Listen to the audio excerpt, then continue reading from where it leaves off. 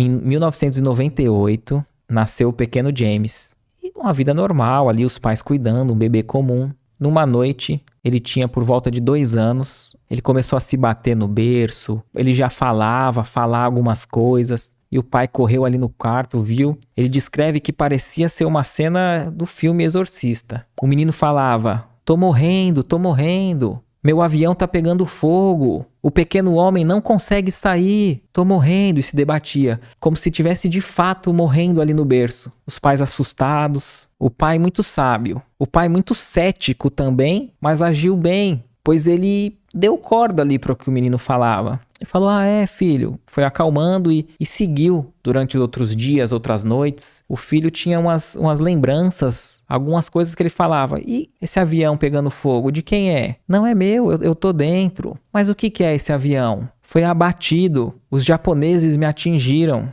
Ele, os japoneses? Como você sabe que são os japoneses? Pelo grande sol na bandeira. E aí ele descreve a bandeira japonesa. Ele, tal, e foi pegando informação. E aí o pai falou, tá estranho isso, muito cético, não acreditava em reencarnação, tinha uma outra visão. Ele pergunta, e esse avião saiu da onde? Aí ele descreve um navio, que era um navio de porta-aviões, né? E agora eu não vou me lembrar o nome, Namoto, algum nome assim, é ele. Mas era japonês? Aí o filho, não, americano. Aí ele, nome estranho. O pai foi e pesquisou e viu que na Segunda Guerra Mundial tinha de fato um porta-aviões daquele nome. Então ele foi e pesquisou algumas informações, ele viu qual foi a guerra, qual foi a batalha. De fato foi uma batalha com japoneses, e aí foi começando a ficar sério, né? Enfim, para resumir um pouco, ele disse o nome dele, que na outra existência também era James, e ele descreve o sobrenome. O pai pesquisa e vê que de fato morreu um jovem James naquela batalha. O filho tá brincando com os bonecos e a mãe, sem pensar em nada, né, sobre esse caso específico, qual que é o nome deles? Aí tem 3 bonecos, ele fala Bob, Walter e Lino. Aí a mãe, nossa,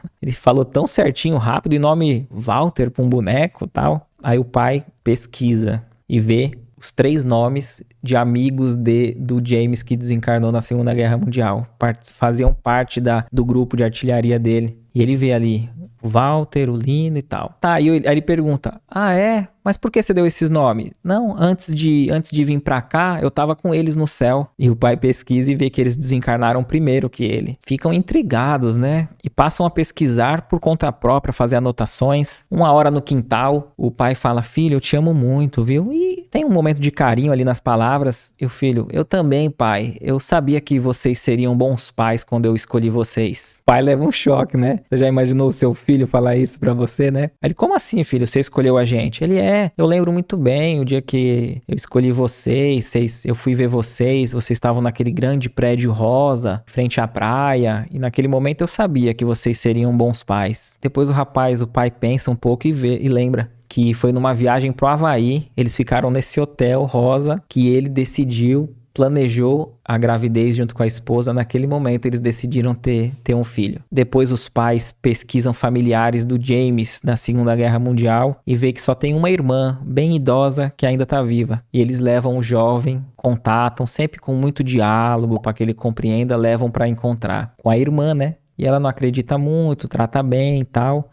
O James fala sobre um desenho. Falei aquele desenho que a nossa outra mãe, né? A nossa mãe fez, meu e seu, que você guardou, né? Tal. E eu vou ver, não sei. Não acredita muito. Depois ela manda o desenho. Ela pegou no sótão e ninguém sabia dessa história. Um desenho que a própria mãe fez à mão ali deles. E tem muitos outros casos e fatos desse relato. Depois, conforme esse jovem vai crescendo, ele não se lembra mais dessa outra existência e passa a ter uma vida comum, fala abertamente, a família passa a compreender a reencarnação. Para quem quiser pesquisar também, um psiquiatra dedicou a sua vida toda a esses casos de reencarnação. O nome dele é Ian Stevenson. Se eu não me engano, ele desencarnou em 2007 e ele registrou mais de 3.000 casos com essas histórias de reencarnação, e ele identifica que a criança, o jovem lembra da desencarnação passada, e muitos, olha que interessante, interessante. Muitos daqueles que desencarnou trazem no corpo da outra existência, da existência atual, uma marca de nascença que geralmente é a ferida, o local da ferida do desencarne da anterior. Não sei se eu soube explicar, né? Então, aquilo que fez ele desencarnar em outra existência vem com a marca de nascença no mesmo local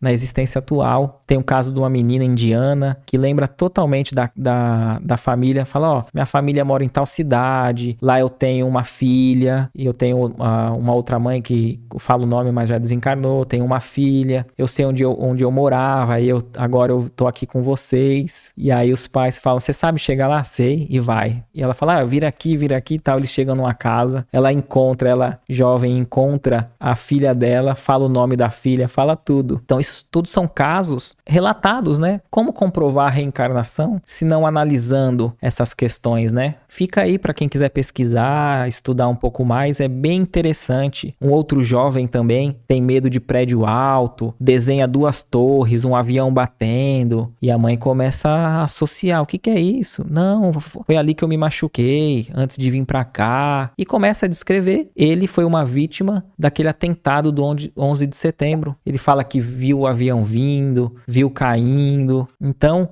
os pais, não foi os pais que investigaram, que muitos deles nem acreditavam na reencarnação, mas é algo tão latente, tão palpável os fatos, que eles próprios falam, ó, não sei explicar, mas passei a aceitar e compreender essas questões.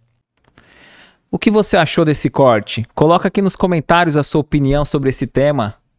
Para ver o episódio completo, é só pesquisar Recomeçar Podcast Espírita. E caso tenha ficado alguma dúvida sobre a doutrina espírita, é perfeitamente normal. Procure ler as obras de Allan Kardec.